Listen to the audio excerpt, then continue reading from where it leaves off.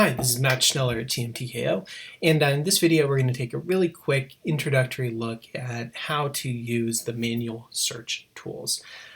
This is under the Search tab up at the very top menu, if you see that across the top. And there are a few different options. The Trademark tab will give you records that are focused on the application or registration record as a whole, so it'll be one row per application or registration record. If you're under the Office Action tab, it will point you to a specific prosecution document, a specific outgoing office action or incoming response. But the kind of Boolean logic that connects it all and that drives the search is going to be the same across either one of them. So I'll start with the Trademark tab for now.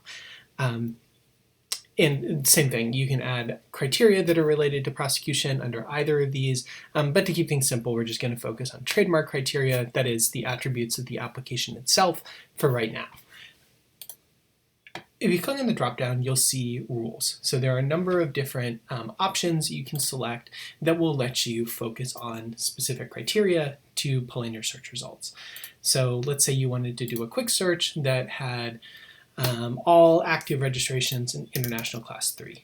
Okay, simple to do.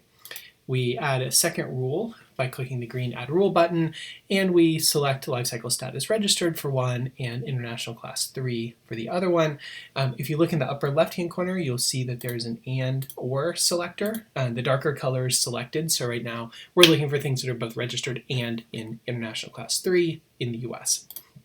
When we run our search, we'll then get our results. Obviously, there are a lot of these, but let's say that you want to then go back and edit this. You want to do a little bit more complicated search for anything that's in Class 3 or that includes the word cosmetics, even if it's not in Class 3. What you can do is click on this drop down next to New Search for the same criteria, and instead of just having a single rule that's connected, what we want to do is add a group. So if we click the Add Group button, this is going to be the equivalent of putting a set of Boolean parentheses around logic. So you can say, I want either A or B. In this case, A is going to be International Class 3, and B, we're going to click Add Rule inside this group. So we can add an additional rule, an additional condition that this can hit on. But we want to make sure that we switch this. Right now, we're going to only find things that are in International Class 3 and include cosmetics, but what we really want is it to be broader. We want it to find Class 3 or cosmetics. So I'll switch that over to more. Now we're going to get results that are registrations that are either in Class 3 or include cosmetics in the descriptions of goods in the US. As with elsewhere in the platform, you can then go ahead and flag results, restrict what you're seeing to just tagged ones, and you can have your full suite of export options to Word, Excel, TSDR, however you need to get your data out from there.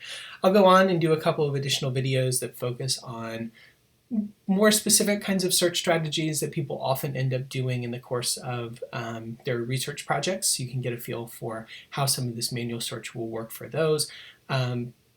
But it's important to get a good feel for how the Boolean logic works in our system first, so you're comfortable honing in on exactly the content you really want.